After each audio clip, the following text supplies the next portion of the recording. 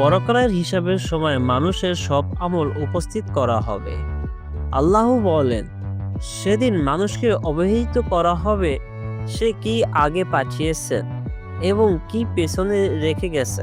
কিয়ামতের বিভীষিকাময় ময়দানে কেউ কারো আপন হবে না। আল্লাহ তার কতিপয় বান্দার প্রতি বিশেষ অনুগ্রহ করবেন, ফলে তিনি তাদের হিসাব থেকে মুক্তি দেবেন।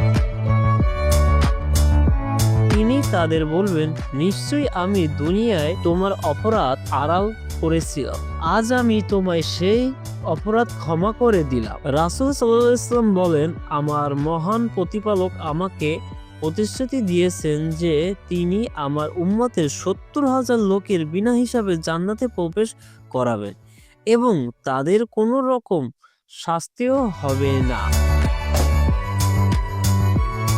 প্রতি হাজারের সঙ্গে থাকবে আরো ৭০,০০০ করে এবং আরো থাকবে আমার মহান প্রতিপালকের ৩ মুঠো পরিমাণ। হাসরের মাঠে ভয়াবহ অবস্থা সত্ত্বেও কিছু মানুষ বিনা বিচারে বা বিনা হিসাবে জান্নাতে যাবেন। এ বিষয়ে হাদিস শরীফে এসেছেন, আব্দুল্লাহ ইবনে রাদিয়াল্লাহু বলেন, একদিন রাসূল সাল্লাল্লাহু আলাইহি ওয়াসাল্লাম বলেন, আমার কাছে সব উম্মতের লোকেদের উপস্থাপন করা হলো। আমি দেখলাম কোন নারীর সঙ্গে মাত্র সামান্য কয়জন আছে। আমার কাছে সব উম্মতের লোকদের উপস্থাপন করা হলো। আমি দেখলাম কোন নবীর সঙ্গে একজন অথবা দুজন লোক রয়েছে। কোন নবীকে দেখলাম তার সঙ্গে কেউ নেই। এর মধ্যে বিরাট একটি জামাত আমার সামনে পেশ করা হলো। আমি মনে করলাম এটি বুঝি আমার উম্মত, কিন্তু আমাকে বলা হলো যে এটা হলো মুসা আলাইহিস সালাম ও তার উম্মতের জামাত। কিন্তু আপনি অন্য দিগন্তরে তাকান।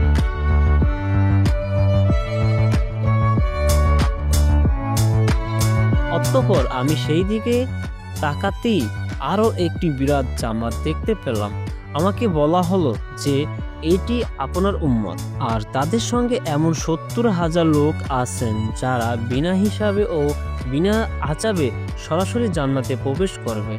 একথা বলে তিনি উঠে নিজ ঘরে প্রবেশ করলেন। এদিকে লোকেরা ওই সব জান্নাতের লোকের ব্যাপারে ভিন্ন আলোচনা শুরু করে দিলেন, যারা বিনা হিসাবে ও বিনা আযাবে জান্নাতে প্রবেশ করবেন। কেউ কেউ বলল, সম্ভবত ওই লোকেরা হলো তারা যারা আল্লাহর রাসূল সাল্লাল্লাহু আলাইহি ওয়াসাল্লামের সাহাবা। তারা